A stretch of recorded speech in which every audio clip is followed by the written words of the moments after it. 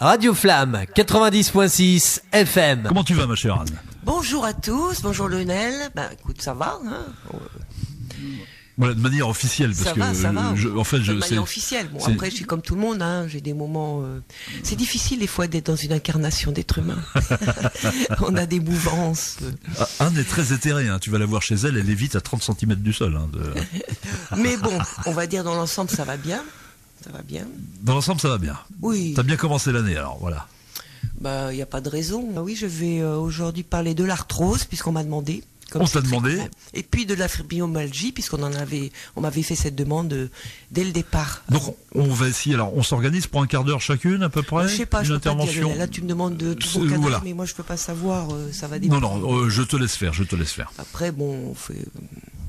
C'est bien aussi l'improvisation un petit peu. Tu prêches un converti.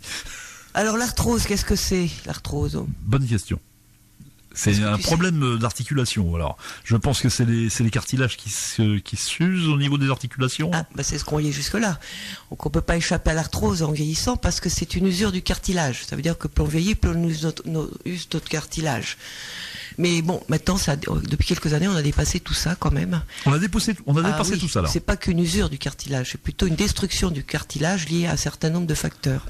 D'accord. Donc il y a quand même 5 millions de Français. 5 millions de Français qui sont touchés par l'arthrose plus ou moins, parce qu'il y a des différents stades évidemment. Donc, l'arthrose viendrait donc de problèmes de déchets qui ne sont pas éliminés par le corps. Tu l'avais évoqué un petit peu dans d'autres émissions. Et donc qui abîment le cartilage. Alors notamment, le cartilage est fait de cellules qui s'appellent des chondrocytes.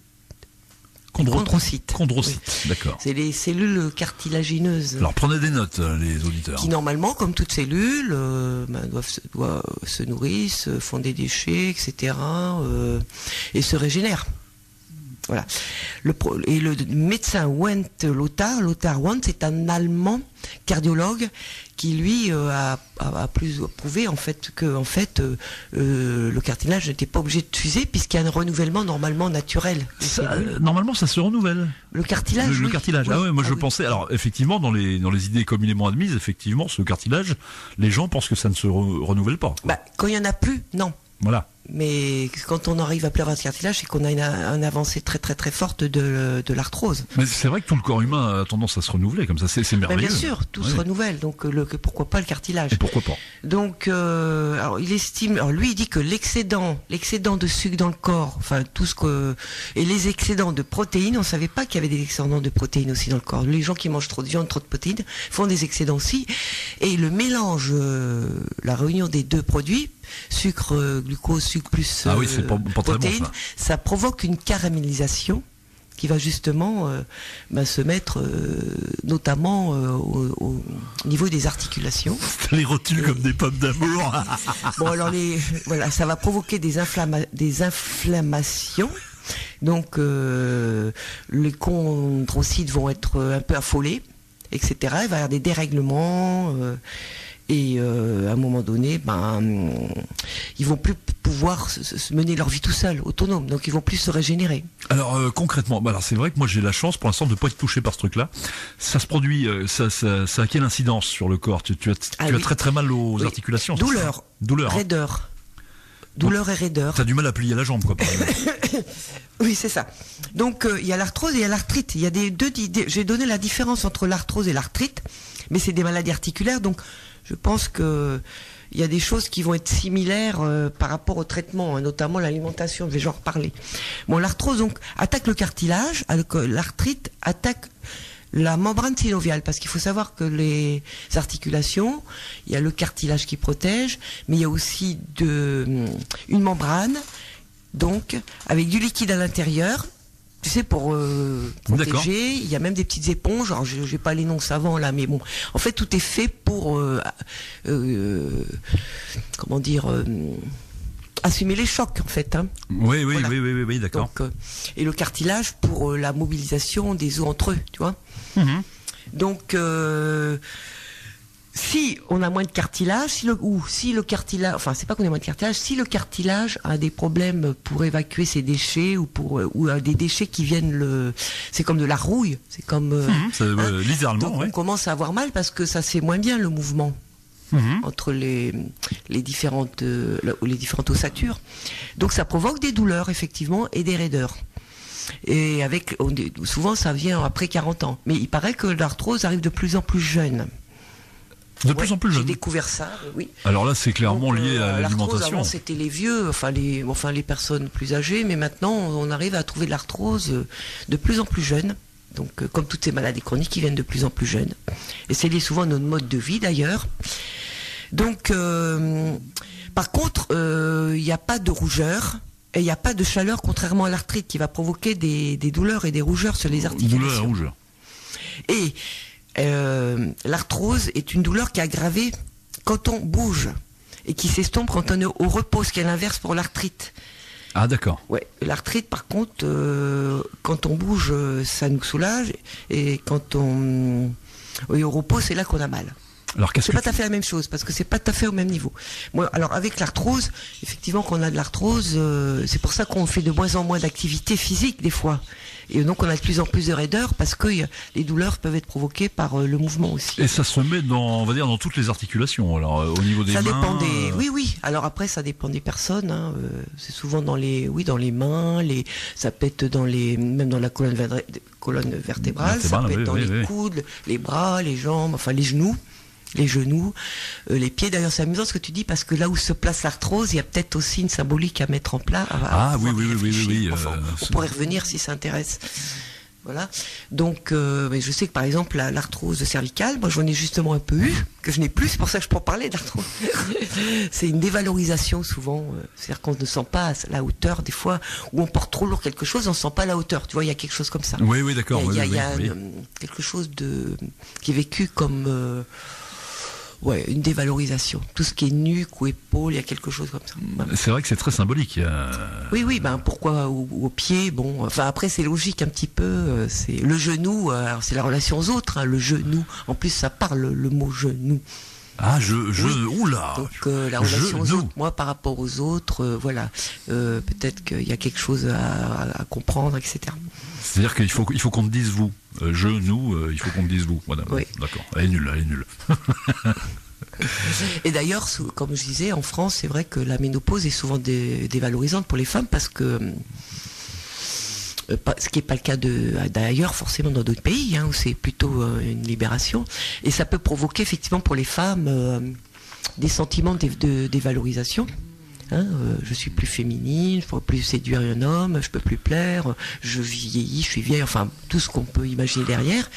Et c'est vrai que ça provoque un stress qui peut aussi, parce qu'il faut savoir que l'arthrose, comme ce sont des déchets qui asphyxient plus ou moins toute la zone et qui empêchent donc le bon fonctionnement de les cellules cartilagineuses, peut provenir de ce genre de pensée aussi. Alors notamment aussi le stress donc, on est d'accord en général. Trop de stress peut provoquer de l'arthrose en fait. Il y a aussi des rythmes qui sont pas respectés. Oui, au niveau, tu veux dire sommeil ou des choses comme ça. Voilà, bien sûr, oui, tout ça, puisque on a bien vu que. Je vais toujours me répéter. On a besoin d'activité. On va reprendre les 3 systèmes, système nerveux, endocrinien, immunitaire. Donc on avait bien vu que dans les zones d'activité, on sécrétait une certaine hormone qui était l'adrénaline, mais il fallait absolument besoin pour équilibrer d'avoir des repos et c'est le cortisol qui prend le relais. Donc effectivement, si tout ça ne fonctionne pas bien, ça dérègle tout le système endocrinien aussi et le système immunitaire. Je suis. Donc tout stress, tout rythme non respecté, trop quand on en a trop, au bout d'un moment quand c'est trop long, parce que le corps est fait pour avoir des petits stress, c'est pas le problème, mais il n'est pas fait pour subir des stress à longue durée, chroniques. Et puis j'imagine aussi, on n'en a pas parlé, mais en filigrane, c'est par exemple quelqu'un qui a les prises de poids, etc. C'est-à-dire que les articulations n'aiment pas trop non plus. Voilà, alors il y a aussi bien sûr le surpoids on n'est pas obligé de faire l'arthrose, mais si on a tendance notre cartilage à souffrir, parce que bien effectivement ça peut aggraver la chose, ça c'est sûr. Le surpoids, bien sûr, le manque d'exercice, parce que comme on a mal, c'est un cercle vicieux, parce que quand ça fait mal, moi je le sais, j'avais mal mais j'allais marcher quand même, mais c'est horrible, hein. Mais le fait d'aller marcher après, petit à petit, puis avec un changement de vie quand même, ben ça m'a permis de retrouver ma souplesse et d'avoir de plus en plus d'activités, de plus en plus de... Donc tu confirmes, en tant que remède pour reculer l'âge de l'arthrite, il faut aller marcher. De l'arthrose, je veux dire. Non, c'est pour faire le jeu de mots, parce que ça marche pas avec l'arthrose. Non, mais bon, après, bah oui, de toute façon, c'est revenir à des choses plus raisonnables. Donc l'alimentation, c'est pareil. Le docteur Want guérit beaucoup de patients de l'arthrose, parce qu'on peut en guérir si c'est pas trop avancé. Parce que le problème, c'est que le cartilage va s'abîmer d'année en année, et à un moment donné, il y en a pratiquement plus de cartilage. Donc là, c'est un peu compliqué. Mais il existe des greffes aujourd'hui. Oui, on peut regreffer des cellules, etc. Bon, après, le peu de cartilage qui nous reste, on peut l'aider à se régénérer un petit peu quand même. Justement, avec une alimentation toujours à base de légumes. On arrête de manger trop acide. On arrête de manger, tout simplement. Donc, l'alimentation, puis en général, les gens qui font de l'arthrose, ils mangent aussi trop de viande. Alors c'est vrai parce que la viande est très très acide et. Mais c'est vrai que ça converge beaucoup sur le fait que trop de viande, c'est vraiment c'est quasiment la mère de tous les mondes. Pas forcément. Enfin, au départ, pourquoi on a mangé beaucoup de viande, c'est parce qu'on a eu des croyances sur la viande. Ceci dit, les hommes préhistoriques, ils en mangeaient beaucoup, mais ils mangeaient pas le sucre aussi qui va avec. Ils mangeaient beaucoup de végétaux aussi. Et beaucoup de végétaux. Non, au départ, l'homme était essentiellement un crudivore. Enfin, mangeait que des plantes au départ. Les fameux chasseurs-cueilleurs. Ou un peu de viande crue. Il faut savoir que notre système digestif est identique au système digestif d'un gorille ou d'un grand singe. D'accord ? Qu'est-ce qu'ils mangent ? Les singes, mangent plutôt des légumes. Les hommes préhistoriques. Ils mangent des feuilles, de l'herbe, des feuilles, quelques chenilles ou un peu de viande, non ? Des baies, des fruits et des graines. Voilà. C'est pour ça un gorille représente quand même une force et une virilité extraordinaire.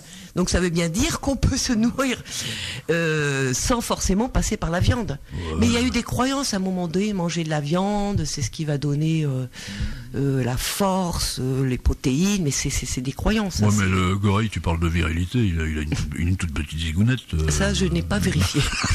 Si les gorilles, ils ont des petites zigounettes. Si c'était un ballon, tu pourras même pas le gonfler. En tout cas, il est costaud, le gorille. En se nourrissant que de légumes, enfin de plantes, tu vois. À mon avis, s'il te prend dans ses bras, il a tendance à te casser un peu les os. Oui, tout à fait. Sauf si tu l'as apprivoisé avant. Sauf s'il est ça. J'ai une parenthèse là-dessus. Tu avais entendu parler de ça, de cette dame qui avait appris. D'ailleurs, je crois que la femelle gorille est morte il n'y a pas si longtemps. Elle lui avait appris à peu près 500-600 mots en langage des signes. Et le gorille discutait avec le langage. C'est formidable, ça.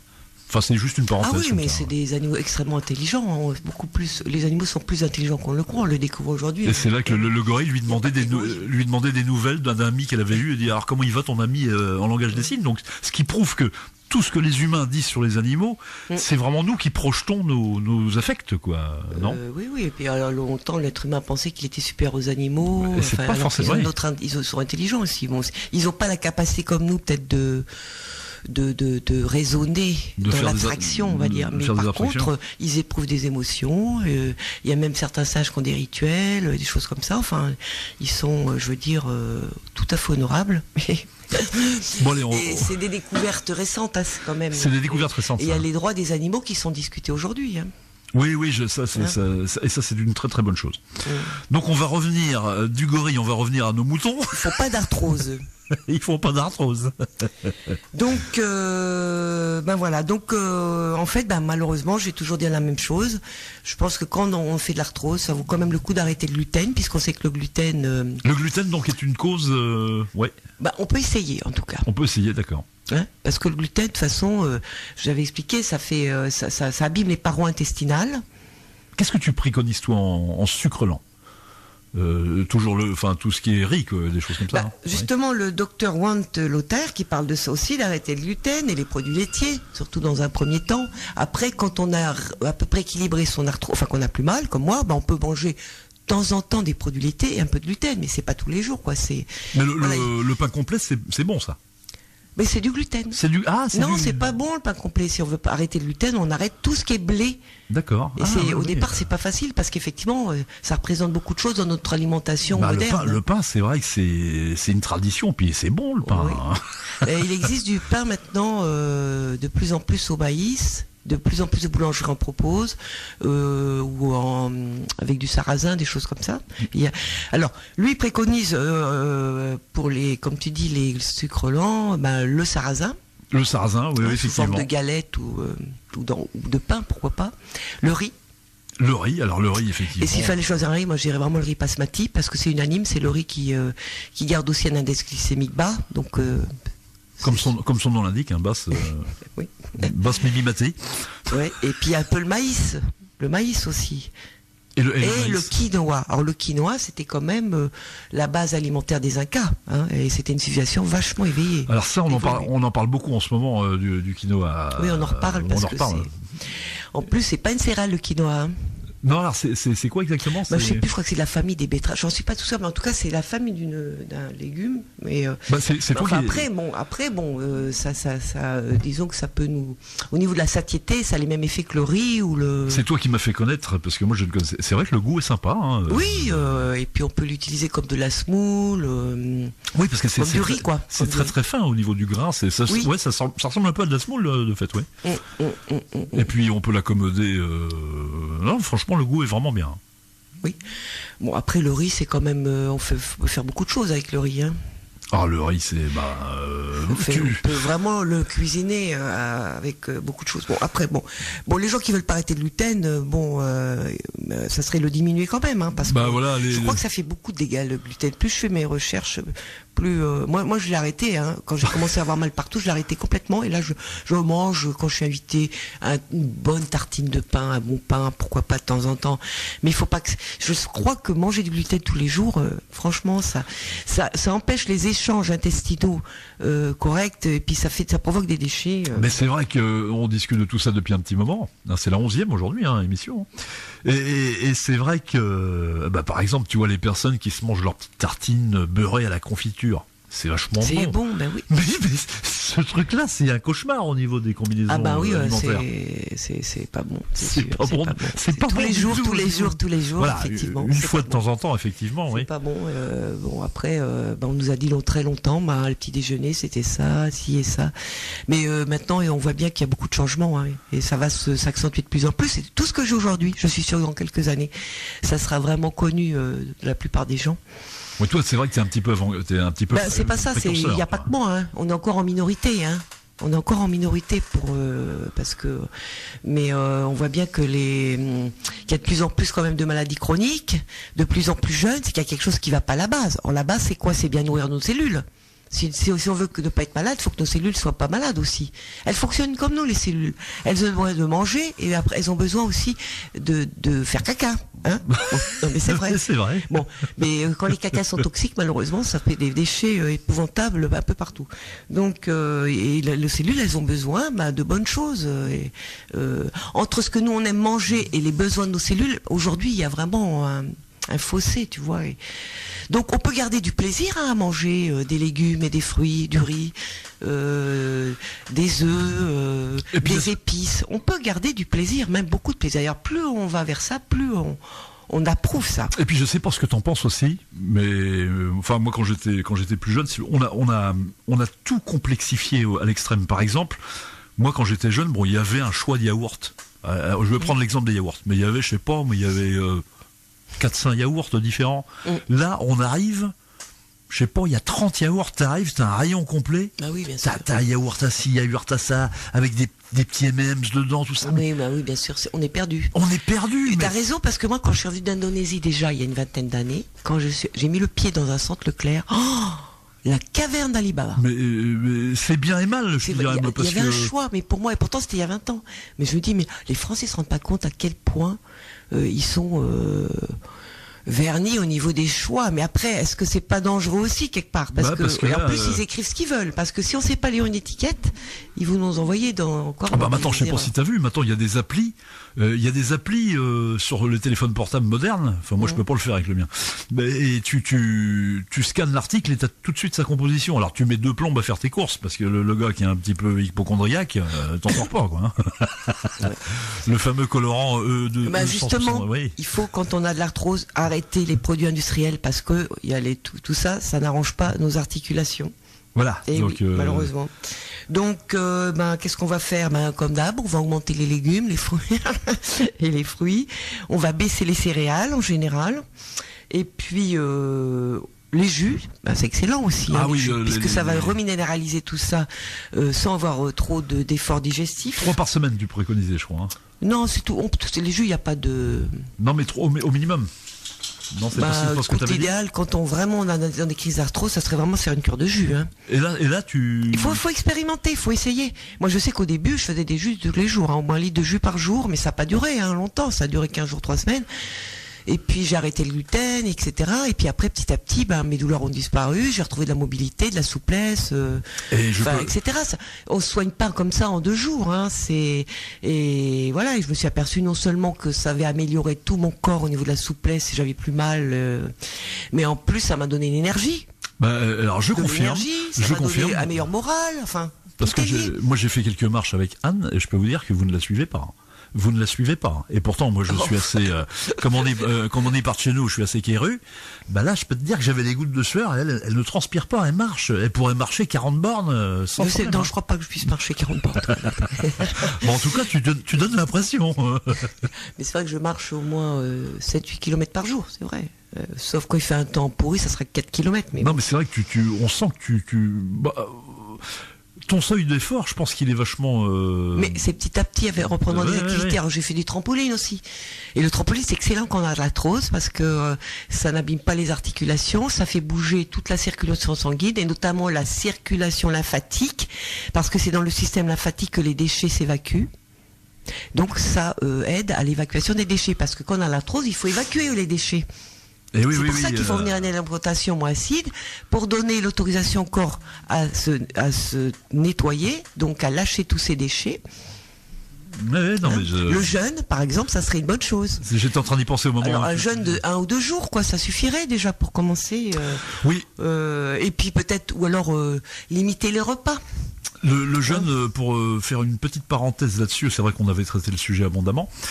Mais alors, je crois que c'est toi qui m'avais dit ça, je sais plus d'où je tiens l'info, que c'était le jeûne de 3 jours qui permettait de rebooter le système immunitaire, je crois. C'était 3 jours la durée, je crois. C'est ça, il y a des stades dans le jeûne, mais de toute façon, tout jeûne, au-delà de 12 heures, a déjà des effets. C'est pour ça qu'on parle aussi des jeûnes intermittents, ça a déjà des effets extraordinaires. Après, tout le monde n'a pas envie de faire des jeûnes de plusieurs jours ou pas. Mais moi, c'est vrai que quand on est malade, je pense que ça vaut le coup vraiment le jeûne. Alors après, il y a peut-être des surveillances, il y a des cures de jeûne. Enfin, il y a des gens qui proposent d'accompagner les gens pour jeûner, c'est pour faire des jeûnes longs. Parce que toi, tu es en bonne santé, tu as fait un jeûne de 7 jours en bonne santé, mais quelqu'un qui est malade, je peux comprendre qu'il est un diabétique ou quelqu'un qui a le cancer ou voilà. Encore une fois, il vaut mieux voir le médecin. Mais le jeûne, effectivement, c'est la première manière de se soigner. J'ai encore lu un truc là-dessus. Mais il faut se faire accompagner. Enfin, quand on a peur, on peut avoir peur et c'est bien peut-être de se faire accompagner à ce moment-là. Sinon, on ne risque pas à sauter un repas. Quand j'en avais parlé, c'est aussi des jeûnes intermittents ou un jeûne de 24 heures ou 48 heures. Ça, il n'y a aucun problème, par contre. Ce qui est dangereux, par contre, c'est de sauter un repas avec une perche. Là, tu peux tomber. Là, faut vraiment. Non, mais ce que je veux dire, c'est qu'effectivement, t'as tout à fait raison. Aux auditeurs et auditrices, moi, je leur conseillerais effectivement, si on veut faire ça, de s'adresser à son médecin. Ceux qui ne sont vraiment pas sûrs, quoi. Vraiment passer par le médecin et leur dire voilà, j'aimerais faire un jeûne. Oui, voir avec son médecin, ou alors voir aussi faire des recherches aussi. Et faire des recherches parce qu'il faut être persuadé aussi que le jeûne, c'est ça. Mais il y a tellement, de toute façon, ça revient à la mode parce qu'on s'est aperçu que c'était quand même un moyen de guérison extraordinaire. Et ça, pour l'arthrose, c'est très très bon. Alors ça. Pour l'arthrose, effectivement. Enfin, pas forcément faire des jeûnes, mais moi, depuis que je fais plus que 2 repas par jour, on va dire un plus important. Évidemment, ça a soulagé mon arthrose forcément, puisque je laissais de l'espace à mon corps pour évacuer les déchets. Comment t'as senti que ça s'améliorait, toi, dans ton cas?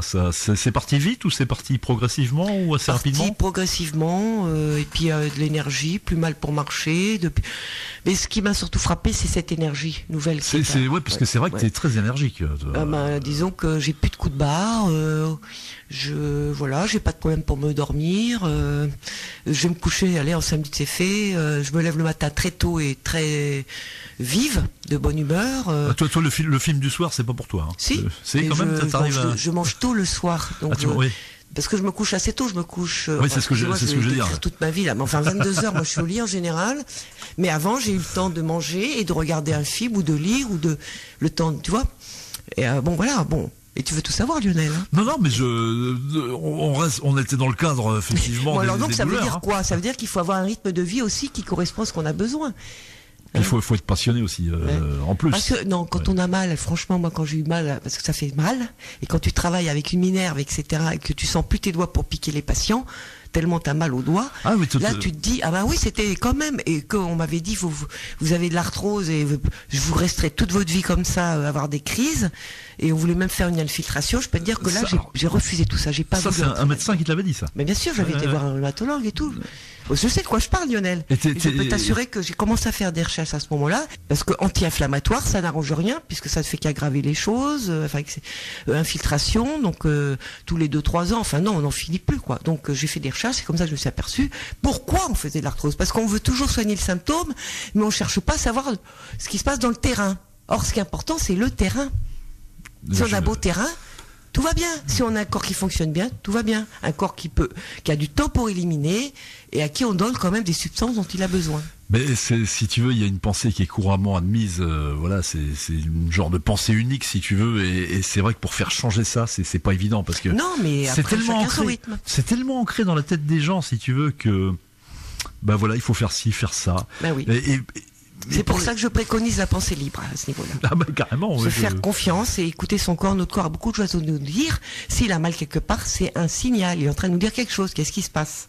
Et les gens, c'est vrai qu'ils sont. Mais par contre, une fois que t'es passé de l'autre côté et que tu vois le truc, tu peux plus revenir. C'est comme dans le film Matrix. Quand t'es sorti de la matrice, tu y reviens pas. Enfin, pour ceux qui, si vous n'avez pas vu le film. Moi, j'ai passé un cap où je ne pourrais jamais revenir en arrière. Quand on a compris que quand on est dans un équilibre de terrain, enfin, je parle du terrain, un symptôme, ça veut rien dire. Ça veut dire qu'il se passe quelque chose.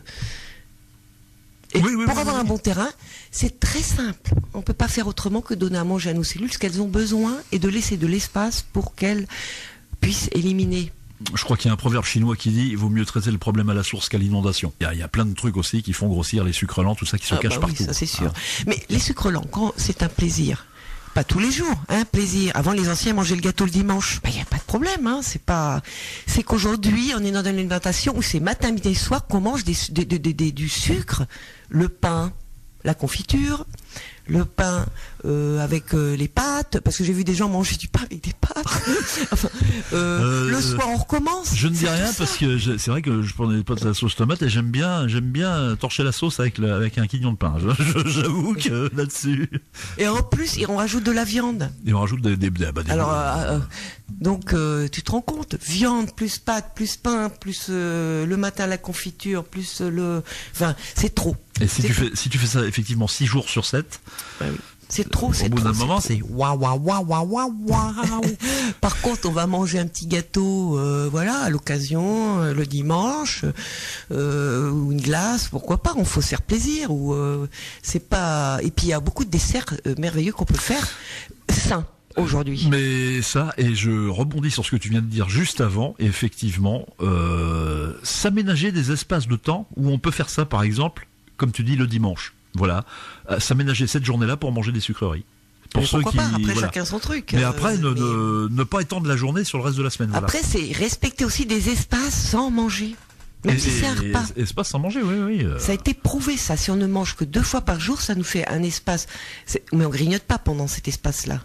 Un espace entre 12 et 16 heures, ça a des effets déjà bénéfiques, sans qu'on fasse quoi que ce soit. Et surtout, en fait, et puis tu t'aperçois, moi c'est vrai que j'étais arrivé à un poids conséquent, pour vous donner mon exemple. Mais c'est un cercle vicieux, parce que plus on mange, et plus on a envie de manger. Et moins on mange, c'est un cercle vertueux, là. Moins on a envie. Et à la limite, même quand qu'on a repris des habitudes correctes d'alimentation, et quand tu manges beaucoup, là tu le sens tout de suite. Tout de suite t'es plombé, quoi. Ah oui, effectivement, après on supporte moins bien quand même les excès, mais tant mieux, c'est des alarmes aussi les excès, donc on a des inconforts. Ce week-end j'ai un peu forcé sur les galettes, tout ça, et là je me sens, la digestion. J'ai pas mangé ce midi, hein. C'est une perte d'énergie, la digestion. Carrément. Et plus c'est lourd, plus c'est compliqué. Allez, on se fait une petite pause, donc on a bien traité le sujet de l'arthrose. Non, j'ai pas fini. T'as pas fini? Je peux le faire là, c'est juste pour donner avant. La conclusion. Bon, donc il y a un changement à faire au niveau de son mode de vie, on est d'accord, mais on peut aussi apporter des choses naturelles pour aussi soulager les douleurs et les raideurs. Donc il va y avoir l'arpagophytum, qui est une plante connue, qui est antidouleur, qui marche très très bien. Ça marche bien, ça se trouve très facilement dans les pharmacies ou sur internet. L'arpagophytum. L'arpagophytum, notez bien. Pour toute douleur, ça c'est excellent. Alors quelque chose qu'on a dans la cuisine, c'est le curcuma et le gingembre. Alors le curcuma, c'est vrai que moi j'en prends tous les jours dans mes sauces vinaigrettes, dans les soupes, tout ça. Et c'est vrai que je crois que ça participe. C'est un anti-inflammatoire. Et ça, on en trouve en grande surface, je crois. Le curcuma. Le curcuma, on en trouve où? Dans les épiceries en général. Partout, même dans les Intermarchés. Je sais que j'ai du mal à en trouver, moi, quand j'en cherche. Non, il y en a dans les grandes surfaces. Oui, il y en a, d'accord. Oui, curcuma en petits flacons, comme on achète du poivre, et avec du gingembre, le gingembre aussi. Et ça, c'est très très bon. Oui, alors on rajoute un petit peu de poivre parce que ça fait une synergie encore plus forte au niveau des effets anti-inflammatoires, et avec un petit corps gras, si possible. C'est vrai que pour que ça soit vraiment efficace. Enfin, quand on en met dans, c'est très bon. Je vais vous donner mon petit secret de mes sauces vinaigrettes. Je fais une sauce vinaigrette avec vinaigre de cidre, huile d'olive et huile de colza. Et je rajoute du curcuma, du gingembre et un peu de poivre. Et le gingembre, ça donne un petit goût très agréable.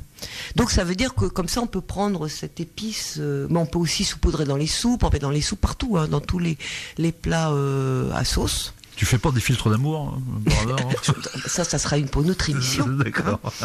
Bon, il y a quelque chose qui est très efficace, c'est la chondroïtine, associée avec la glucosamide. Donc ça se trouve aussi en pharmacie, mais c'est des substances du cartilage qu'on prend. Pour ceux qui ont vraiment du cartilage abîmé, ça peut les aider à restructurer. Alors, chondroïtine. Pas facile à dire. Alors notez, chondroïtine et l'autre c'est glucosamide. Et glucosamide. C'est deux éléments du cartilage qu'on va donc reprendre par os, par la bouche, pour aider aussi le cartilage. Sans ordonnance, j'imagine. Oui, je crois que c'est sans ordonnance. Oui, tout ça, c'est ordonnance, c'est naturel. C'est naturel là. Alors pour la reminéralisation, on peut faire des tisanes de prêle et d'ortie. C'est très très très riche en sels minéraux, les prêle et l'ortie. Donc là, au contraire, on peut aucun problème. Alors vitamine D. Parce que la vitamine D, on sait que c'est la vitamine qui fixe le calcium sur les os. Très, très bon. Donc c'est tout pour parce que c'est vrai améliorer l'ensemble de l'articulation et du système osseux. C'est vrai qu'on parle de l'arthrose, mais vitamine D. L'ostéoporose aussi, ça joue aussi avec l'arthrose, non? J'imagine. Tout est lié, tout ce qui touche dans tout ce que je dis, c'est valable pour tous les problèmes articulaires en fait. On revient sur un terrain plus sain. Et pour les douleurs, c'est à peu près les mêmes plantes. Arpagophytum, il y a même la reine des prés aussi qui contient de l'aspirine naturelle. Donc la vitamine D, c'est pour tout le monde. C'est pas pour que. Je pense que c'est important parce que ça protège de beaucoup de choses aussi. La vitamine D. Alors après, il y a le collagène marin, puisqu'on sait que dans les articulations, il y a du collagène aussi. Oui. Donc on peut supplémenter en collagène marin, en silicium ou en acide hyalurique, parce que l'acide hyalurique aussi, il y en a dans le collagène.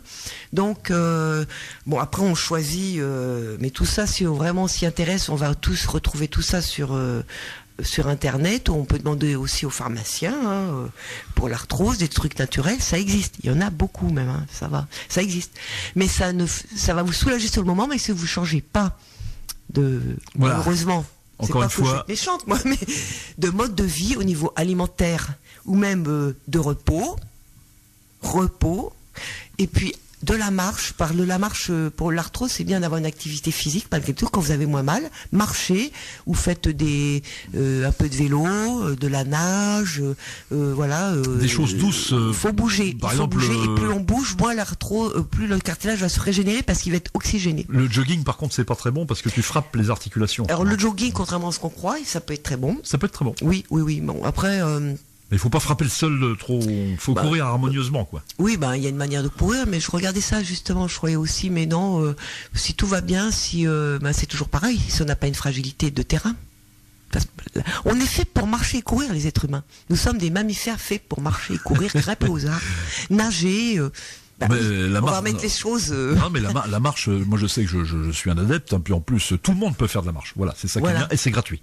Voilà, mais la marche, tout le monde. Mais oui, on est fait pour ça à la base. Et la marche, c'est une panacée. Qu'est-ce qu'on attend d'un bébé quand il commence à pousser? Ah bah oui, on attend qu'il marche. Oui, et quel émerveillement quand un petit enfant commence à marcher. Bon, c'est sur les mains que j'ai un peu plus de mal à marcher, moi. Mais... Et pour les cas plus graves, il faut savoir qu'il existe des greffes de chondrocytes, donc ces cellules cartilagineuses qui peuvent permettre de régénérer aussi le cartilage. Voilà. Et ça, c'est une opération alors. Ah bah oui, mais ça c'est pour les cas vraiment avancés, parce qu'il y a différents usures, enfin c'est pas usure, mais détérioration du cartilage. Hein. Donc, ce qui fait qu'on peut parler de prévention aussi. Hein, dès qu'on a des petites douleurs, on peut commencer peut-être à changer quelque chose dans notre vie. Comme ça, on va peut-être pas aller jusqu'à à être plié de douleur et plus pouvoir marcher. Hein. Moi, ce qui me plaît dans ce que tu as dit, le message, c'est que contrairement à ce qu'on pense, ce n'est pas irréversible. Non, c'est pas irréversible. Parce que beaucoup de gens pensent, une fois que tu as ça, tu t'en débarrasses pas. Parce qu'on croit que c'est la vieillesse. Mais non, ça n'a rien à voir. Quand j'habite en Indonésie, il y a des personnes âgées qui sont très âgées, très ridées, mais ils n'ont pas de problème d'arthrose. Les femmes soulèvent encore des charges très lourdes. Elles grimpent aux arbres pour aller chercher les noix de coco. Elles ont qu'à 70, 80 ans, quoi. Et elles sont en pleine forme. Elles sont en forme, oui. Elles sont en forme. Oui, et ça n'existe pas, quoi, là-bas, l'arthrose. Non. Il n'y a pas de laitage, dit de blé. Ils mangent du riz et des légumes. Ah oui, d'accord. Non, mais je dis ça, c'est horrible ce que je dis parce que ça veut dire... Non, mais en plus, il n'y a peut-être pas cette dévalorisation aussi sociétale, parce qu'il y a ça aussi, les maladies chroniques... moi, je pense que j'y crois beaucoup aussi à l'effet psychique. Donc il n'y a pas de cette bonne vieille blague du tamalou, il y en a pas. Je pense que ça arrange beaucoup les femmes indonésiennes d'être ménopausées, par exemple. Parce que c'est un problème de faire des enfants. Il y a, plus maintenant, moi je parle il y a 20 ans, j'étais en Indonésie il y a 20 ans. Oui. C'est posé un problème, parce qu'elles n'avaient pas de moyens de contraception. Et donc l'avortement avait été posé gratuitement, donc elles pouvaient avorter quand même, et ils ont fait beaucoup à l'époque où j'y étais, beaucoup de publicité pour la pilule. Donc ça a dû changer ça. Je crois que maintenant ça c'est un peu... Mais voilà, une femme qui avait ménopausée, c'est une délivrance pour elle, par exemple. Oui, d'accord, je comprends. Mais... À ce niveau-là, mais par contre, dans d'autres pays, comme, les femmes taoïstes, ça me fait penser aux femmes taoïstes, j'avais étudié ça.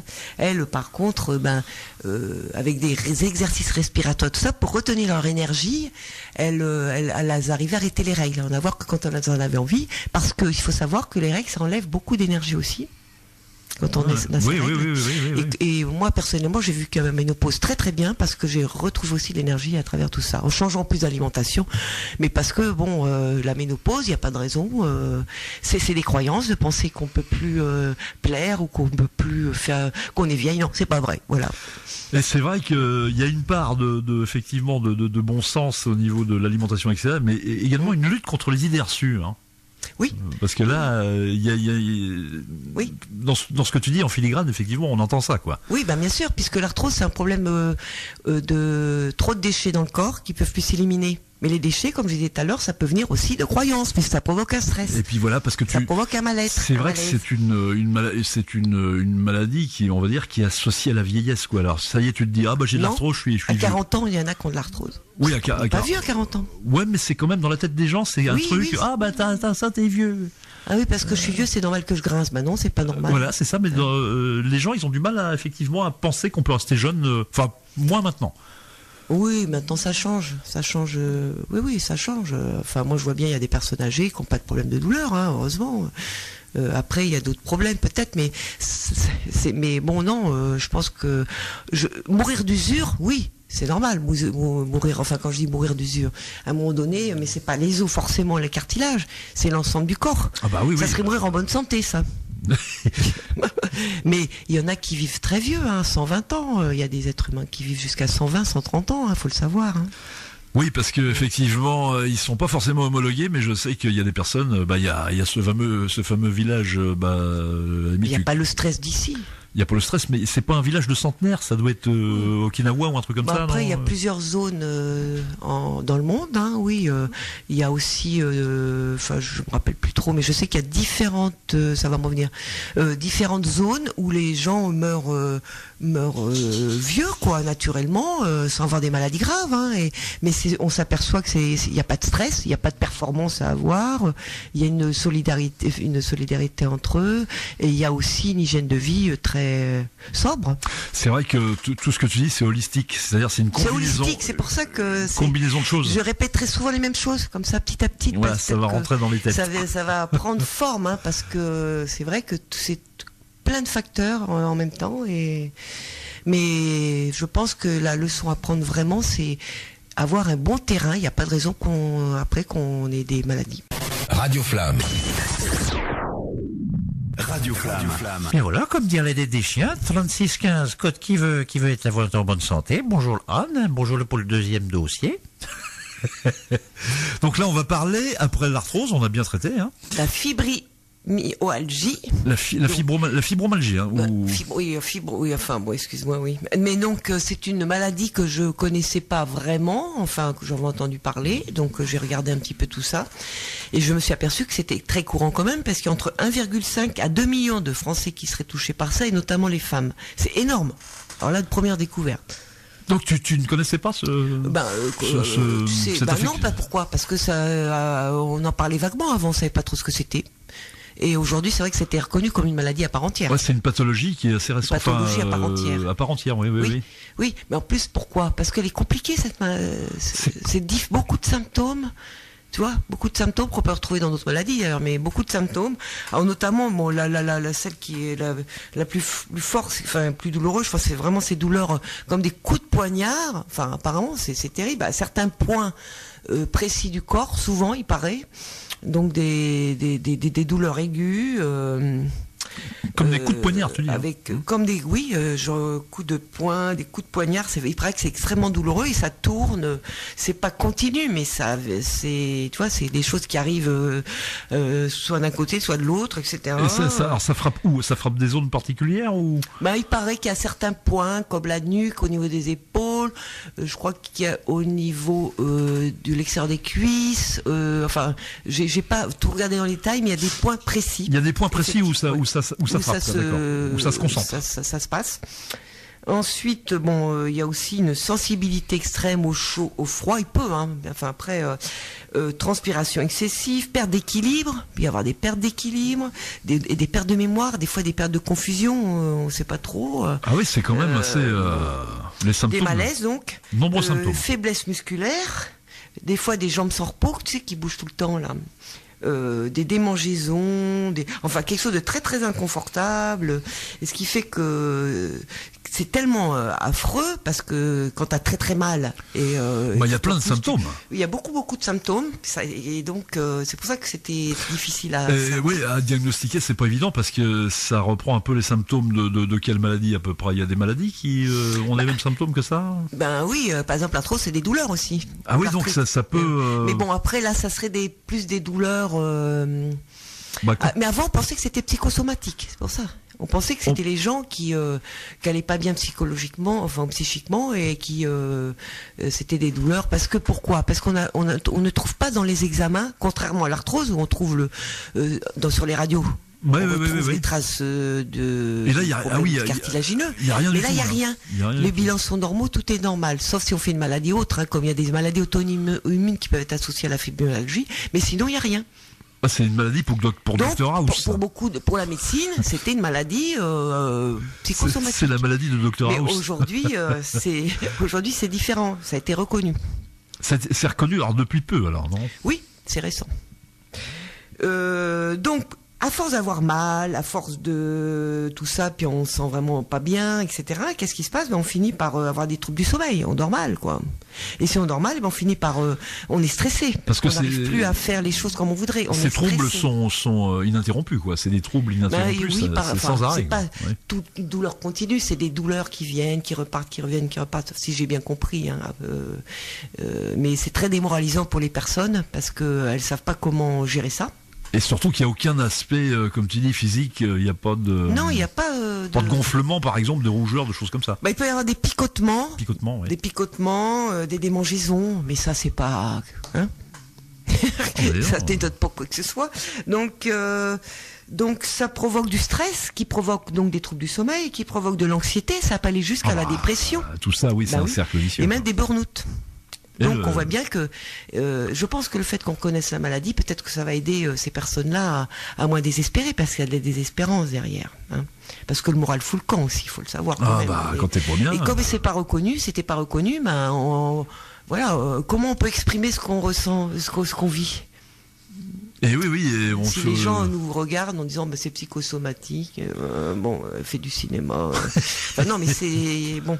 En sachant quand même que les maladies psychosomatiques, c'est pas faire du cinéma, parce qu'il y a vraiment des douleurs derrière quand même. Mais bon, là, on est dans autre chose. Surtout que ça provoque aussi, et souvent, c'est associé à des troubles intestinaux. En plus, encore un symptôme. Oui, des problèmes digestifs. Donc voilà. Et puis problème aussi de règles. Donc au niveau des. Donc ça touche essentiellement les femmes. On l'aura compris. Hein. Il y a des hommes, mais beaucoup moins. Moi, je pense, mais pas beaucoup. C'est beaucoup les femmes. Moi, j'ai vu que c'était beaucoup les femmes. Ça provoque des troubles des troubles de la mémoire et surtout des difficultés à se concentrer. Donc tu vois que c'est un peu handicapant quand même la fibromyalgie. Et ça frappe à tout âge, non? À tout âge, non? Ça frappe? Alors ça, oui. Oui, ça frappe à tout âge. Ça peut frapper à tout âge parce qu'il y a même des enfants. J'ai vu un témoignage, elle est petite fille, ça lui est arrivé. Et bon, elle en est sortie parce qu'il faut savoir qu'on peut en guérir. Ça, c'est la bonne nouvelle. Ah, voilà. Ce qu'on disait pas il y a quelques temps, que c'était. Et ça. Mais c'est un parcours de longs combattants. Ça apparaît comment, au fait? Est-ce que tu l'as pas dit, ça? Si, alors justement, mais attends. Oui, d'accord, faut pas que faut me laisser développer aussi. Je te laisse développer, Donc, les causes, justement, qu'est-ce qui se passe? Alors, il y a plusieurs sortes de fibromyalgie, on va dire, parce qu'il y a différentes causes derrière. Il y a différentes causes. Alors, justement, c'est ça aussi qui fait que la maladie est compliquée. C'est que il va falloir, quand on est touché par ça, déjà il faut être diagnostiqué de fibromyalgie. Alors si j'ai bien compris, il y a certains points que le spécialiste va appuyer pour savoir, etc., selon une si c'est diagnostiqué comme cette maladie-là, enfin cette pathologie.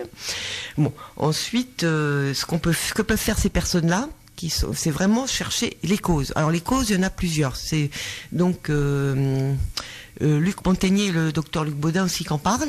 Luc Baudin, il en parle dit aussi. Que c'est une maladie toxique. Effectivement, il faudrait pouvoir déjà rechercher faire des recherches à travers des intoxications au niveau des métaux lourds. Ah oui, d'accord. Oui, les métaux lourds, mercure, plomb, etc. Il paraît que ça peut provoquer des troubles de cette pathologie-là. Intoxication aux métaux lourds. D'accord. Il y a aussi tout ce qui est... excuse-moi. Tout ce qui est... produits chimiques qu'on met sur les légumes, les pesticides. Les pesticides. Voilà, les pesticides. Donc ça aussi, c'est des poisons dans le corps qui peuvent provoquer des troubles. Les fameux perturbateurs endocriniens. Endocriniens, parce qu'endocrinien, c'est autre chose. C'est politique. Là, ça serait surtout sur le système nerveux. Donc la vaccination, je dis ça parce qu'en fait, il faudrait que toute personne qui a ce genre de pathologie puisse se dire quand est-ce que sont apparus les premiers symptômes et faire une recherche de ce qui s'est passé 3 mois avant. Ah oui, d'accord. Ça, c'est Luc Baudin qui le dit, il n'y a pas que lui d'ailleurs. 3 mois avant, qu'est-ce qui s'est passé? Alors, ça peut être une extraction dentaire ou une intervention chirurgicale. Un choc, un vaccin. Ça peut être un surmenage ou un choc émotionnel. Voilà. Et après, on peut commencer à avoir donc des symptômes avec des douleurs, etc. Et ça s'aggrave. Donc, ça veut dire que on estime qu'il peut y avoir des causes d'intoxication avec des métaux lourds ou des pesticides. Ça peut être lié aussi donc au vaccin, puisque dans les vaccins, il y a aussi des produits. Ça peut être lié aussi à un surmenage trop fort, qui a provoqué un stress trop important, je présume. À savoir on s'est aperçu qu'il y avait ces personnes-là avaient un certain profil psychologique quand même. Mais ce que je veux dire, c'est que quand tu l'as, c'est latent. Alors tu l'as en toi, mais ça s'est pas développé, non? Ou ça apparaît comme ça? Ça apparaît, je te dis, après. Après, d'accord. Après, soit. Mais ce que je veux dire, si ça apparaît, tu l'as pas en retrait, quoi. Tu l'as pas en toi, parce qu'il y a des maladies qui sont en latence, quoi. Non, tu l'as pas. Par contre, Il y a le profil psychologique à peu près identique. Il y a un profil psychologique, d'accord. C'est souvent des personnes qui étaient très très très actives, hyper actives, et qui faisaient beaucoup de choses, mais qui ne se sentent souvent pas reconnues par rapport à ce qu'elles faisaient ou à leur place. Enfin, alors donc là, effectivement, il y a quelque chose. Et la maladie leur tombe dessus brusquement. Ça, c'est le côté symbolique aussi de la... Oui, qui les empêche donc de bouger et de se tuer, en fait, quelque part. Oui, surmenage, en fait, tu vois. Donc c'est pour ça, c'est une maladie très compliquée parce que entre l'intoxication avec les métaux lourds, entre le surmenage lié à une hyperactivité, etc. Mais c'est pas génétique, par contre. Il n'y a pas une partie génétique là-dedans. Non, du tout. Non, pas du tout. Non. C'est vraiment c'est pour ça qu'il y a beaucoup de recherches à faire. Environnementales et psychologiques, quoi, d'accord. Oui. Et par rapport à un choc émotionnel, c'est pareil. On va en revenir à une culpabilité qu'il peut y avoir par rapport à quelque chose.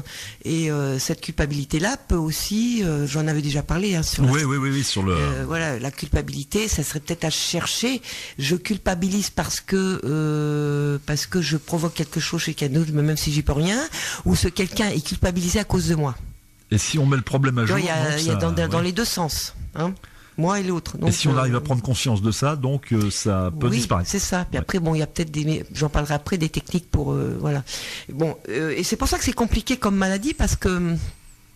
Et ce qui a dérouté la médecine longtemps, c'est qu'il y a beaucoup de causes derrière, ou même plusieurs causes en même temps. Hein. Donc ça vaudrait le coup déjà quand même physiquement, au niveau de la physiologie, c'est de chercher s'il n'y a pas, parce qu'il y a des examens maintenant, il faut demander à son médecin pour les métaux lourds, tous ces toxiques qu'on retrouve. Et il y a aussi des moyens de se détoxiquer, ça c'est sûr. Oui. Nettoyer les métaux lourds, ça existe, hein, c'est possible. Il y a la chélation, ça s'appelle, mais bon. Après, ça c'est à ces personnes-là de voir avec leur médecin. Ça vaut peut-être le coup aussi de voir aussi. Alors oui, il paraît par contre, ça c'est important, je l'ai oublié, c'est la mâchoire. Il paraît qu'un déséquilibre de la mâchoire. D'accord.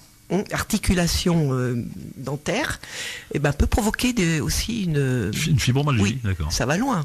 Donc ça voudrait dire qu'on pourrait aller voir aussi voir ça. Si on n'a pas un décalage, parce que la mâchoire, il faut savoir que c'est tout l'équilibre aussi de beaucoup dans le corps. J'ai appris ça il y a pas longtemps et il paraît qu'un déséquilibre au niveau effectivement de la mâchoire peut créer plein de problèmes au niveau de, comme tu dis, même créer des problèmes de sciatique. Tu vois, ça peut aller jusque là. Oui, tout à fait. Donc c'est à voir ça aussi. Ça serait peut-être aller voir ça, aller voir donc un orthodontiste, peut-être aller voir aussi un médecin, faire les examens pour voir si on n'a pas intoxiqué par des métaux lourds ou des et puis aller voir si on n'a pas eu un choc émotionnel à un moment donné dans sa vie et qu'on le porte comme un boulet parce que on n'a pas pu l'exprimer ou donc on en guérit, c'est toujours un peu les mêmes. Attends, on n'en guérit pas comme ça, c'est le parcours du combattant quand même. C'est le parcours du combattant quand même. Hein. Et puis aussi, parce que aujourd'hui le traitement classique c'est les antalgiques, les antidépresseurs. Tu vois ? Ah oui, donc on retombe dans la chimie quand même. Voilà, donc moi je vais parler plutôt de comment on pourrait faire. Voilà, de contourner. Alors déjà faire des recherches sur les causes, ça c'est intéressant quand même. Oui, alors déjà là effectivement on est en dehors de la chimie. Parce que si on sait que c'est parce qu'on est intoxiqué avec du mercure, on le sait au moins et on peut faire quelque chose. Tu vois, on peut être acteur. Et pas parce que prendre des antalgiques c'est bien, mais c'est pas ça qui va nous donner le mode d'emploi pour guérir trouver la cause. Moi je vois bien le truc. T'es hypochondriaque. T'arrêtes pas de te prendre ta température avec un thermomètre à mercure, après t'es intoxiqué avec le mercure. Voilà. Non, t'es pas d'accord. Elle écoutait pas, c'est pas grave. Non, mais j'étais en train de penser à quelque chose parce que dans les traitements naturels, déjà de toute façon, il va falloir revoir aussi le mode de vie. Ah encore une fois, j'imagine. Parce qu'on est toujours, à peu près comme l'arthrose, en fait, on est aussi dans un mode de vie qu'il va falloir retrouver, puisque si de toute façon on a des excès de mercure, etc., c'est parce qu'on n'évacue pas bien non plus. Et ça vient d'où ça ? Il y a des troubles intestinaux aussi. Donc ça veut dire, troubles intestinaux, qu'il y a des déchets. Donc ça veut dire que le corps aussi a besoin. Puis respecte aussi ces espaces pour que le corps puisse se nettoyer.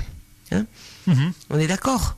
Donc on revient sur les mêmes raisonnements un petit peu. Donc ça serait revoir aussi au niveau alimentaire. Non, mais il y a, à mon avis. Donc je vais pas répéter tout ce que j'ai dit tout à l'heure, mais je crois que ça vaudrait le coup de voir et faire du jeûne. À mon avis, ça peut aider. Et j'ai vu des témoignages de personnes donc avec des fibromyalgies sévères qui se sont beaucoup améliorées, quand même guéries, grâce justement à un mode de vie. Mode de vie et plus adéquat aussi. Il y a une petite dimension. Moi, je dirais bien de la relaxation là-dedans. Non, ça peut pas faire de mal. Alors justement, c'est ça aussi. C'est relaxation, méditation, parce que c'est des personnes, comme j'ai dit tout à l'heure, qui étaient souvent dans le mental, hyperactives, inquiètes, etc., où effectivement ça peut aider le corps à se reposer, puisque le corps n'a pas trouvé mieux que leur donner des douleurs quand on l'analyse comme ça. Pour se reposer. Oui, c'est... Donc, mais peut-être si elle s'autorise à se reposer autrement, enfin en tout cas s'autoriser à prendre soin d'elle, et pas rechercher toujours l'approbation des autres, la reconnaissance des autres, prendre soin d'elle, se donner de la reconnaissance, mais pour ça il y a l'EFT, toujours pareil, Ho'oponopono, enfin tu vois, quand il y a des chocs émotionnels, c'est toujours toutes les mêmes outils qu'on peut ressortir. Toujours toute cette batterie d'outils. Il y a la méthode Tipeee, moi que j'affectionne particulièrement, qui est très très bien. L'EFT comme tu dis, qui est très bien parce aussi. Que en plus, c'est des outils qui permettent d'alcanaliser en plus le corps, puisqu'ils calment. Il calme, il repose le système nerveux, donc repos ou technique de pardon pour soi ou pour les autres, méditation, tout ça, mais toi une marche dans la nature. Marche dans la nature. Ben oui, tranquille, marche, enfin c'est tout ça, donc c'est vraiment un mode de vie aussi qu'il faut retrouver. Et toi j'ouvre une parenthèse justement là-dessus. J'allais parler justement de où on peut trouver des spécialistes, et toi t'en es déjà une, donc est-ce que tu comptes prochainement, enfin dans un futur plus ou moins lointain, de refaire des choses comme ça, d'accompagner des gens ou... Bah oui, si on me le demande, oui. Pourquoi pas, moi je suis prête. Oui, t'es toujours partant. Ah bah oui, voilà. bien sûr.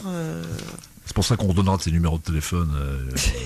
En n'oubliant pas, parce qu'Anne est une spécialiste justement, là elle parle de beaucoup de choses, mais elle vous aide aussi individuellement. S'il y en a qui sont intéressés, je peux, oui, effectivement. Voilà, vous accompagner. C'est pas un souci. Donc, oui. De toute façon, puis il y a d'autres personnes aussi. Enfin, je veux dire. Oui, c'est ce que j'allais dire, mais il y a des spécialistes quand même. Ce qui leur convient. Tu vois, il faut que ça nous parle. Parce qu'il y a un outil qui va marcher avec quelqu'un et pas avec quelqu'un d'autre, tu vois. Il faut que le courant passe, moi je pense, avec les thérapeutes, les choses comme ça. Donc, est-ce que tu veux... Non, on a un peu fait le tour, ou tu veux... Écoute, ouais, parce que je pense que finalement, pour moi, elle fait partie des maladies aussi de société, quoi. Quand même un peu, parce qu'il y en a quand même de plus en plus. Donc, moi, ça rejoint toujours le mode de vie. Toujours le mode de vie, mais là, c'est quand même beaucoup axé sur la relation avec les autres, j'ai l'impression. C'est surtout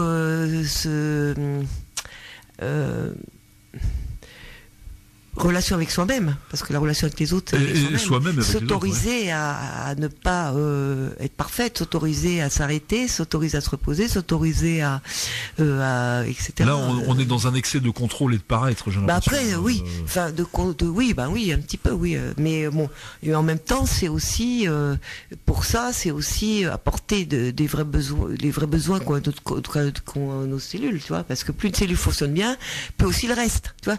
Comme on dit tout à l'heure, c'est holistique. Donc, je pense que déjà, si on commence à prendre soin, c'est prendre soin de soi, justement, de commencer à bien se nourrir.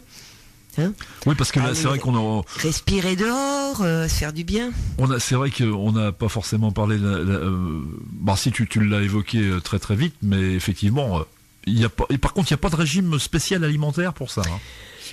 Ils en parlent pas vraiment, mais si, ils en parlent un peu, mais c'est les mêmes que toute maladie. C'est ça, pareil. Pour toute maladie, c'est à peu près la même chose, quand on regarde bien. Qu'est-ce que tu veux faire d'autre? Du moment que tu donnes ce qu'il faut aux cellules, ce qu'il leur faut, et donner l'espace au corps pour nettoyer. Voilà. On a déjà compris pas mal de choses. Donc moi, j'hésiterais pas à arrêter le gluten. Ça, c'est sûr. Prenez une voiture, pour les mécanos qui nous écoutent. Bon, et c'est sûr que si c'est par contre des intoxications avec des métaux, des choses comme ça, allez voir comment pour aider à nettoyer ça. Parce que là, on prend le parallèle pour les mécanos qui nous écoutent avec une voiture qui est encrassée. Eh ben, vous faites ce qu'il faut pour la désencrasser, vous mettez un mélange spécial pour évacuer toutes les suies qui sont dans le moteur, etc. Le corps humain, c'est pareil. Sauf qu'on prend pas les mêmes produits, tout à fait. Mais en tout cas, moi je trouve que cette maladie, elle fait beaucoup souffrir. Je pense que c'est pire que l'arthrose. Hein. Enfin, après on peut pas faire de comparaison. Je crois qu'il y a des... Parce qu'il y a le côté derrière dépression, Il y a accablement, désespérance un petit peu. Et puis ça touche des gens jeunes, hein, pas que des gens. Enfin, Moi j'avais vu, il y a des vedettes qui en souffrent. Alors je ne sais plus quelle vedette française qui avait parlé de ça. Je vais pas dire une bêtise, hein, mais c'est comme ça que j'ai connu ce truc-là. Moi je connaissais pas. Et la personne disait on souffre tout le temps. oui, C'est il y a toujours quelque chose qui va pas, toujours, tout le temps. Donc il faut, voilà. Donc ça vaut peut-être le coup de changer quelque chose dans sa vie, d'aller faire voir les causes possibles, puisqu'il y en a plusieurs possibles. Et en cas de choc émotionnel ou de relation toxique, parce que avec des culpabilités, etc., peut-être aller le travailler. Voilà. Donc pour résumer, ça, mon message principal, c'était ça, c'est de dire, bon, aller chercher les causes, parce que il y a des causes derrière. C'est pas une fatalité. aller chercher les causes, faire de la relaxation, quelques thérapies... Ou pas, ou ça Bon. va dépendre. En tout cas, déjà avoir un mode de vie plus nourriture saine, plus raisonnable, et on va marche dire. et respiration, et s'entourer de gens sympas. Voilà. Ah. Parce que il y a une boutade là-dessus, puis on va clôturer le sujet là-dessus. C'est le gars qui dit j'ai été voir mon psy, mais il m'a dit que ça venait pas de moi, ça venait de mon entourage, ou un truc dans le genre. Et puis bien sûr, excuse-moi, j'ai rajouté un truc. Vas-y. Bon, comme il y a derrière une acidose forcément, puisque bon, Encore une fois, bah oui, tout ce qui est toute pathologie, souvent il y a une acidose derrière d'ailleurs. Mais bon, après donc c'est effectivement remanger plus alcalin, mais aussi vitamine D et magnésium, parce que le magnésium peut décontracte quand même bien. Ouais, Comme c'est des personnes souvent un peu stressées parce qu'ils ont toujours à se retenir à cause des douleurs, je pense que le magnésium, ça peut leur faire du bien. La vitamine D, enfin bref, tout ce que j'ai dit un petit peu avec l'arthrose, ça peut être valable. Radio Flamme, c'est ta radio. Radio Flamme. Radio Flamme. Je vais parler là d'autre chose. Ça, j'ai dit que je ferais des petites rubriques à part. Alors ça, c'est la petite rubrique. On avait dit qu'on terminerait par une rubrique. Voilà. Effectivement. Donc là, je vais parler d'huile de coco. Ça va surtout intéresser ces dames, mais pourquoi pas les messieurs qui veulent prendre soin d'eux et de leur santé et de leur apparence. Alors l'huile de coco, pourquoi l'huile de coco? Parce qu'elle n'est pas très connue, enfin de plus en plus, mais elle n'est pas très utilisée surtout. Et pourtant c'est une huile formidable. Franchement, c'est une huile un peu universelle parce qu'elle peut... Donc tu utilises de l'huile de coco nue ou de l'huile connue? Oui, bon. J'utilise de l'huile de coco vierge pressée à froid, donc le plus naturel possible. Et on trouve ça où alors? Dans les magasins qui vendent ce genre de choses, sur internet. Alors on précise parce qu'on n'a pas encore tout à fait. Il y a une ambiguïté là. C'est à manger ou c'est pour la beauté? Les deux. Les deux, d'accord. Mais c'est la même dans les deux cas. L'huile de coco qu'on peut manger, on peut la mettre aussi sur le corps. C'est justement. Voilà. Mais oui, bien sûr, c'est la même chose en fait. Alors, bien sûr, il y a des produits commerciaux qui vont dire huile de coco à manger, l'huile de coco pour la peau, mais en fait c'est la même chose. Du moment qu'elle est vierge, à froid, enfin elle est pure, on en fait ce qu'on en veut après. Et ça, elle est universelle pour tout. C'est forcément un bon produit parce que si tu l'ingères, ça fait du bien à la peau forcément. Hein, oui. Alors en fait c'est une huile particulière parce que pourtant c'est une huile acide gras saturé. Donc normalement il faudrait prendre des insaturés. Enfin tu sais il y a tout un. Oui. On l'a dans l'huile de colza ou Non mais 3 huiles c'est l'huile de colza, olive et coco. Même l'huile de coco, l'intérêt de l'huile de coco, c'est que pour la cuisine, on peut l'utiliser pour la cuisine. C'est une huile qui garde les températures, qui peut aller très haut dans les températures sans se dégrader. Donc tu peux t'en servir à la poêle par exemple. Ah oui, bien sûr, voilà. Avec du riz, tiens, essaye. Non, je sais, moi je connais la combinaison, délicieux. mais je la mets après moi. Donc elle contient beaucoup d'oméga 9. Ah, je connaissais pas les oméga 9. 8% d'oméga 9, 1-3% d'oméga 6.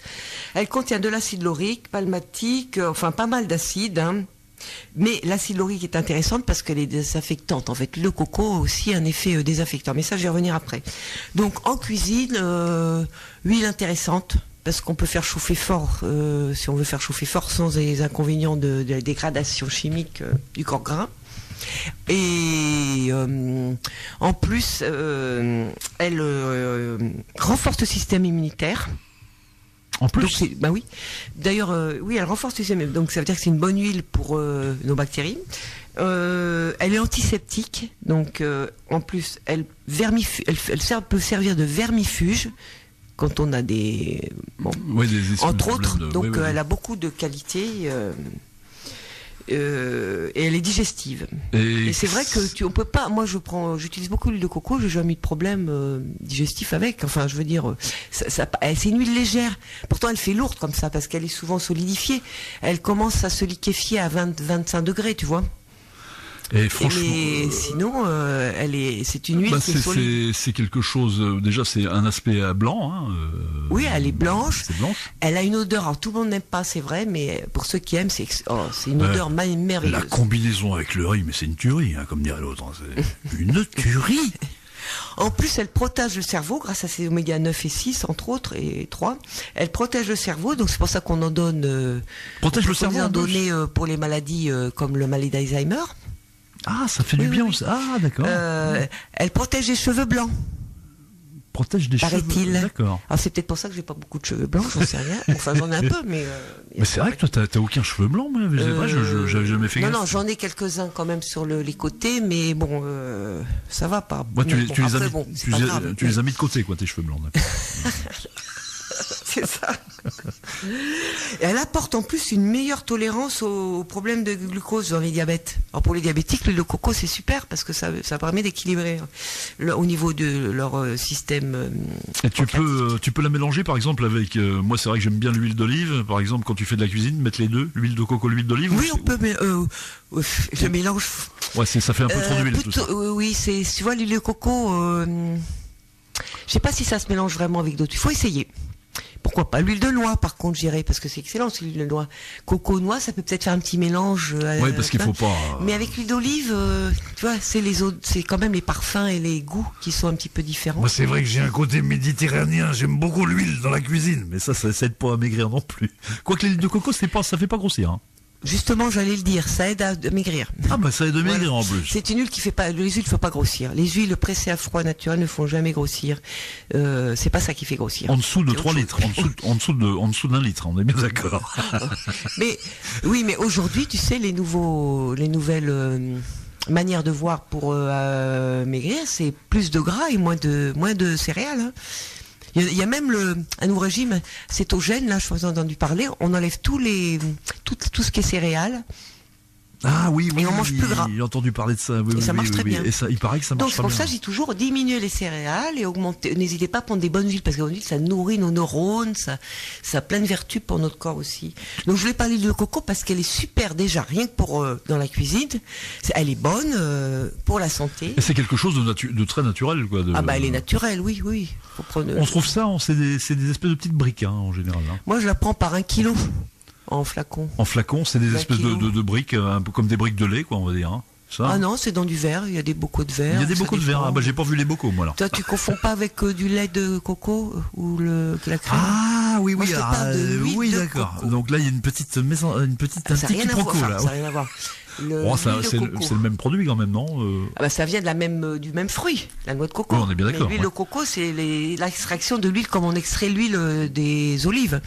Ou des noix, pour l'huile de noix. Bah tu vois, on a bien fait d'en parler parce que effectivement j'avais fait une petite confusion. Alors que le lait de coco c'est très bon aussi, mais ça c'est pas le même, c'est pas du tout le même. Oui d'accord. Alors maintenant je fais le distinguo, produit. C'est bon. J'ai un distinguo. L'huile de coco on l'utilise comme de l'huile d'olive dans la cuisson, où on peut les soupes avec de l'huile de coco. Tu mets un peu d'huile de coco, tu fais dedans revenir quelques oignons, tu rajoutes tes légumes, c'est un peu d'épices, c'est excellent. T'as découvert ça comment? Toi, alors, le coco, il y a longtemps, donc je ne saurais même plus comment. Quand tu étais en Indonésie ou des choses comme ça, non? Bah, entre autres, oui. J'ai eu la chance de manger des noix de coco toutes jeunes, là, et boire le jus, c'est délicieux, les noix de coco, quand on les sort des arbres. Enfin, quand on les prend directement de là. Enfin, bref, l'huile de coco, j'ai dû aussi trouver ça dans mes recherches, certainement, aussi. Et puis, comme j'adore cette odeur, c'est bon à manger. Et en plus, je l'utilise, donc, aussi pour le corps et les dents. Et les cheveux, et tout. tout. Elle est bonne pour tout. C'est une sorte de panacée, quoi. Oui, quelque part. C'est pour ça que je voulais en parler de l'huile de coco, parce que c'est pas une huile excessivement chère en plus. C'est moins cher que, par exemple, parce que c'est vrai que les huiles... ça coûte quand même entre 12 et 15 euros un litre d'huile de coco. Mais bon, c'est peut-être... C'est quand même aussi un produit de beauté. Donc, pour moi, c'est économique, puisque oui, parce que tu fais tout avec. Tu fais pas le carrelage, par contre, parce que je sais qu'il y a des produits où tu peux même nettoyer le carrelage avec, mais ça, tu peux pas. On peut même cirer ses chaussures avec. Mais c'est vrai, t'as raison, bien sûr. C'est une bonne graisse pour tout. Bon, après, c'est dommage de mettre de l'huile de coco. Bon, pourquoi pas, si on a des chaussures auxquelles on tient. J'ai essayé, ça marche très bien. Ça nourrit le cuir. Ça nourrit le cuir. Oui. Donc, c'est bon. Donc, pour la peau. Le visage, le corps, tout le corps, c'est très bon parce que elle protège un peu du soleil quand même. Elle a un effet un petit peu de protecteur. Elle empêche la déshydratation de la peau. C'est excellent protecteur aussi contre le vent, etc. Produit naturel en plus de beauté. Voilà, un produit naturel. Moi, je mets que ça de toute façon sur ma peau. Donc après, on peut mélanger avec d'autres huiles, mais moi ça, j'en reviendrai. Ça sera peut-être pour une prochaine petite émission. Et puis pour celles qui ont les cheveux secs ou etc. L'huile de coco a l'avantage de se rapprocher beaucoup de la fibre capillaire. Donc il faut une bonne entente toutes les deux. Donc les masques à huile de coco, excellent pour les cheveux. Et pour protéger les fourches quand il y a trop de soleil et des choses comme ça. Excellent produit pour les cheveux aussi, oui. Et puis elle peut servir aussi de soin dentaire. Alors j'en reviens parce qu'on parlait des mâchoires par rapport à la fibromyalgie, mais une bonne hygiène dentaire, ça protège aussi des maladies puisqu'on. Je sais que les dents. C'est de plus en plus connu ça aussi. Le péril arrive beaucoup par les dents. Donc pour toutes les personnes qui, on peut se laver donc les dents. Les dentifrices, on évite les dentifrices avec du fluor parce qu'il est reconnu que le fluor c'est un poison. Ah bon. Bah oui, comme c'est un poison comme. Alors je l'avais entendu, mais alors c'est quand même ça c'est pareil, c'est ton idée, c'est une idée qu'on nous ancre dans la tête. Voilà que le dentifrice c'est forcément au fluor. Alors il y a des dentifrices que quand même, il faut éviter le fluor, franchement. Et toi donc, tu ne prends que de l'huile du coco au niveau de... Je lave les dents avec de l'huile de coco, effectivement, mais tout le monde n'aime pas. Après, c'est mon truc. Et de temps en temps, je mets un peu de bicarbonate dessus. Donc ça. Ah oui, alors le bicarbonate. Ou alors du charbon de bois. On peut utiliser plein de choses pour faire ces dentifrices. Et ça marche très bien. Moi, mon dentiste, il m'avait conseillé, donc effectivement, bicarbonate avec un tout petit peu d'eau oxygénée, mais une goutte. Oui, pourquoi pas. Effectivement, ça te décape bien. Oui. Mais alors ça, c'est juste en traitement comme ça, ponctuel. Mais sinon, le bicarbonate fait très bien. Oui, bicarbonate, mais peut-être pas tous les jours, parce que ça peut... Non, pas tous les jours. Ouais, 1 ou 2 fois par semaine, comme le charbon de bois, c'est pareil. C'est une petite poudre noire qui blanchit les dents. C'est pour celles qui veulent se blanchir les dents, en fait, ou ceux. Bon. Mais il y a aussi l'argile, on peut utiliser. Bon, faut pas avoir trop de plomb dans les dents parce que l'argile ça peut faire sauter les plombs. Mais bon, après moi je voulais surtout en parler comme bain de bouche. Je voulais en parler comme bain de bouche parce qu'en fait, pour tous les gens qui ont les gencives fragiles, abîmées, et moi j'avais ça aussi, c'est-à-dire j'ai un début de déchaussement de gencives. T'avais ça, d'accord, oui. Ouais, je l'ai, mais ça s'est arrêté. Parce que j'ai fait des recherches aussi et les bains d'huile c'est excellent pour assainir la bouche, les gencives et arrêter le processus et même il paraît le remettre à jour. Tu sais des gencives qui se. Ça tu fais ça donc tous les jours alors. Oui et non. Oui, c'est bien tous les jours, mais bon, si on le fait pas tous les jours, c'est pas grave, c'est de le faire régulièrement. Donc, on prend une petite cuillerée à soupe ou une cuillère à café d'huile de coco dans la bouche. Ça m'intéresse. Ou de l'huile de sésame, si on n'aime pas le goût de l'huile de coco. Mais l'huile de coco marche très bien parce qu'elle est désinfectante en plus. Et on va l'idéal c'est 20 minutes, on va, faire gicler l'huile partout dans la bouche. On va faire des mouvements. 20 minutes. Alors, ça paraît très long, c'est vrai. Moi, j'ai pas pu commencer comme ça tout de suite. J'ai commencé avec 5 minutes. Ça suffit au départ. 5 minutes. 5 minutes, oui. Déjà 5 minutes. Bon, alors pendant ce temps-là, on peut faire autre chose, sauf parler. Mais bon. Mais il faut bien, remuer toute l'huile dans... Donc vous comprendrez qu'on ne le fera pas à la radio, ça, au niveau travaux pratiques. Et après, 10 minutes, c'est bien. Si on le fait tous les jours, 5 minutes. Ou alors on peut le faire 20 minutes, une fois par semaine. Toujours est-il de trouver un rythme. Et plus on le fait, plus ça nous paraît tellement agréable. Après, on a les dents. Ça les lave, en fait, en même temps. Bah oui. Et ça, je veux dire, ça assainit toute la bouche, ça calme toutes les gencives qui saignent ou qui sont rouges ou inflammées. C'est vrai que c'est un problème. Ça, les gencives, souvent, beaucoup de gens ont des gencives irritées. Oui, bien sûr. Même ça, bon, ça va pas se faire d'un coup, mais au bout déjà de 15 jours, on voit la différence. Hein. Et en plus, ça sert pour enlever les toxines. Il y a des toxines qui remontent dans l'huile, qui viennent du système digestif. Comme quoi, c'est une manière aussi de se détoxiquer, en fait, naturelle. Je vais voir mon dentiste et je vais lui en parler de ça. Je vais voir ce qu'il va me dire. Mais oui, je pense qu'il va bouche à l'huile. d'accord. Alors après, bon, je sais pas, il faut être ouvert d'esprit. Hein. Tous les médecins, tous les dentistes ne sont pas. Mais c'est une méthode ayurvédique indienne. Ouais, alors si c'est un faites les truc recherches, indien, vous verrez, c'est quelque chose qui marche bien, très bien, et moi j'en suis très contente. Et même avant, moi je prenais ça pour une corvée un petit peu. Maintenant, quand ça me manque, quand je le fais pas, quoi, parce que on a après une impression de fraîcheur et puis je sais pas, ça a vachement soigné ma bouche, en fait, mes dents. Bon, moi j'ai pas été chez un dentiste depuis 30 ans, au moins 40 ans. Ah oui, donc j'ai pas de caries, j'ai rien, tu prouves quand même que ça marche, quoi. Après, c'est vrai qu'au début ça paraît astreignant. Mais un peu de persévérance et 5 minutes ça suffirait au départ. 5 minutes franchement, et ça fait juste avant de se brosser les dents. Alors par contre, il faut la recracher dans les toilettes si possible, parce que ça peut boucher les canalisations. Parce que l'huile de coco, bien sûr, elle va devenir liquide dans la bouche, mais j'avais dit que c'était à 20-25 degrés qu'elle se liquéfiait, donc elle va redevenir plus solide. Donc dans les toilettes, ça pose pas de problème. Ou sinon, vous le crachez dans votre jardin et là, vous avez un magnifique cocotier qui pousse. En sachant qu'il faut pas l'avaler, hein, parce que c'est plein de bactéries, justement. C'est plein de... Et si un cocotier ne peut pas pousser, là, si tu craches, ce sera sympa, essaye, quoi. fais ton expérience. Je vais essayer ça. Et après, on se rince bien la bouche et on peut se laver les dents après. Donc, ça soigne les dents, ça nourrit le cuir des pompes, avec les chaussures qui font... Il n'y a pas que ça, toutes les huiles peuvent nourrir le cuir. Hein. T'imagines, t'entends des voix, tu fais, ça vient d'où? Je suis schizophrène, non? C'est tes pieds qui te parlent. Il y a de l'huile de coco. Bah, il n'y a pas que le de cuir coco. des chaussures. Je pense que sur la peau, on peut se mettre tous les produits qu'on peut manger, sans risque. Voilà, sauf les champignons mortels. Et il y a des huiles, j'en parlerai au fur et à mesure des émissions, mais je pensais à l'huile de coco parce que bon, c'est une huile qui apporte beaucoup de vertus quand même. Sinon, il y a aussi les huiles politiques, mais ça, on en parlera dans une autre émission. Et ça fait du bien aussi à la santé, parce qu'ils peuvent te pistonner, tout ça. Mais ça, c'est autre chose. Bah, tu vois, on en est arrivé au bout. On a même débordé un peu. Hein. Ah, mais je vois que mon chien s'impatiente. Ouais, le petit chien, il a envie d'aller se promener, tu vois. Il est 16h04, tu vois, on n'a pas beaucoup débordé. Ça va. Bon, bah, en tout cas, j'espère que... moi déjà, j'ai appris des choses que je ne savais pas. Je vais me coucher moins bête. Hein. J'espère que... Non, je ne vais pas dire ça de mes auditeurs. Ça sous-entend qu'ils étaient bêtes au départ, mais c'est faux. Hein, vous étiez déjà intelligents. Donc vous serez un petit peu plus intelligents. Mais non, mais ce qui est important, c'est pas forcément les connaissances, c'est les expériences qu'on peut faire. C'est les expériences, voilà. Moi, ce qui m'importerait beaucoup, c'est plus ça. C'est vraiment qu'il y a des personnes qui ont envie vraiment de faire autrement, quoi. C'est la magie de la vie aussi, d'expérimenter et d'essayer d'autres choses. Et puis, je vous rappelle aussi que c'est le thème de l'émission, c'est-à-dire de prendre les sentiers battus. Hein, c'est le thème de notre émission un peu. Oui, c'est ça, au cœur de soi, c'est-à-dire se faire confiance à soi, aller vers ce qui va le mieux pour nous. Voilà, suivez le GPS de Anne et il vous emmène dans Non, pas de Anne, suivez votre GPS personnel à chacun. Enfin bon, c'est toi qui vends les GPS quand même là ici. Hein. Allez, je te fais des gros bisous ma grande et puis à la semaine prochaine. Donc on a déjà les thèmes ou pas, non? J'en ai déjà un, les acouphènes. Les fameux acouphènes. Ce qu'on m'avait demandé et après je vais voir selon les demandes. C'est 3 hommes et acouphènes. Ça, c'est terrible ça.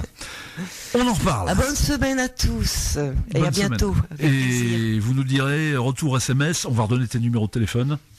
06 83 16 42 71. 06 83 16 42 71. Et simplement le portable.